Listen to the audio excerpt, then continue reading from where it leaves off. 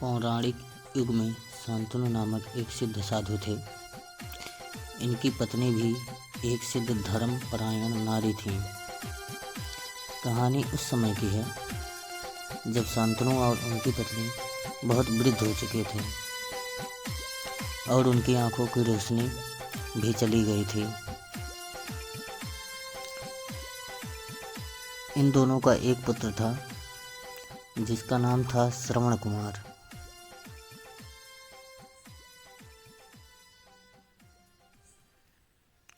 श्रवण कुमार बहुत ही सरल स्वभाव का व्यक्ति था।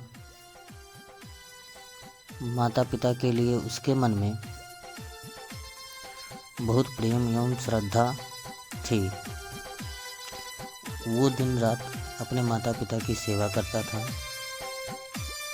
अपने माता पिता का सबसे अच्छे बच्चों की तरह लालन पालन करता था। उसके माता पिता भी स्वयं को गौरवशाली महसूस करते थे और अपने पुत्र को दिन रात हजारों दुआएं देते थे। कई बार दोनों एक दूसरे से कहते कि हम कितने धन्य हैं।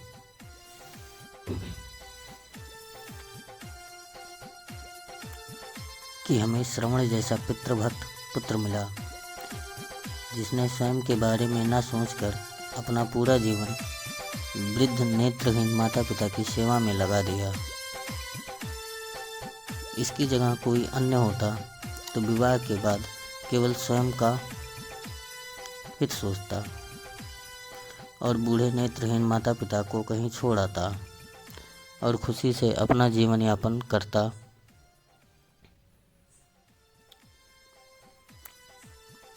जब श्रवण ये बात सुनी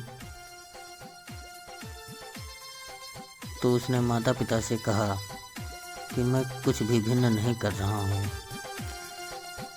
यह मेरा कर्तव्य है। जब मैं छोटा था तब आपने मुझे इससे भी कहीं ज़्यादा अच्छा जीवन दिया और अब मुझे यह सौभाग्य प्राप्त हुआ है कि मैं आपकी सेवा करूं। आप दोनों जो भी इच्छा रखते हैं वह मुझसे कहें, मैं उन्हें अवश्य पूरा करूंगा। तब शांतनु और उनकी पत्नी कहते हैं,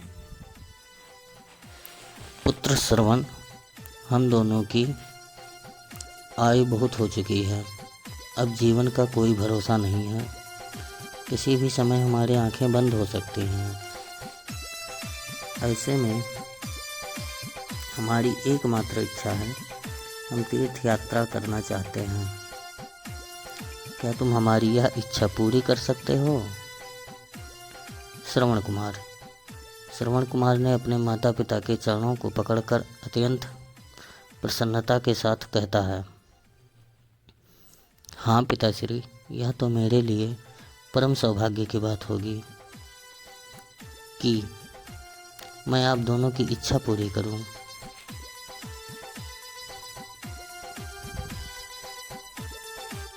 और यह कहकर श्रवण अपने माता पिता को तीर्थ करवाने हेतु एक कांवड़ तैयार करता है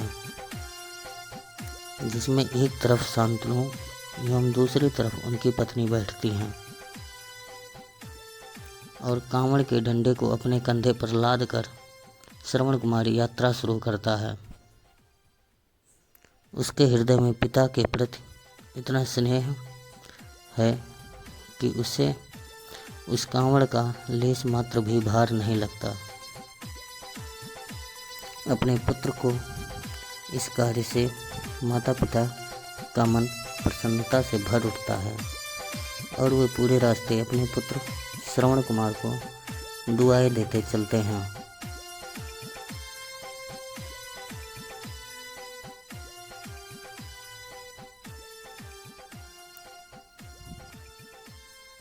तो बच्चों, इस कहानी से हमें सीख मिलती है कि हमें अपने माता पिता